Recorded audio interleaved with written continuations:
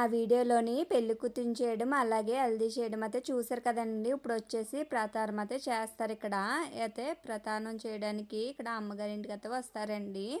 వచ్చి అన్ని అట్టుకొచ్చి ఇలా ప్రతానం బొందు అయితే తెస్తారు. వాళ్ళ అత్తగారి ఇంటికి నుంచి తెచ్చి ఆ ప్రతానం బొందుకి అలాగే గౌరీదేవికి అయితే పూజ చేసి ఇలా ముత్తైదులందరికీ చూపిస్తారండి. చూపించిన తర్వాత అయితే ఇలాగా ఆడపడుచులందరూ కలిపి ఇలా మెల్ల అయితే వేస్తారు. ప్రతానం అయితే అయిపోయిందండి. అయిపోయిన తర్వాత బియ్యం పెట్టుకుని అమ్మాయిని అయితే పెళ్ళికొడుకు వాళ్ళ ఇంటికైతే తీసుకెళ్ళిపోతారు. ఇక్కడ చూడండి తులసి అయితే అంత అలాగే ఏడుస్తుందో.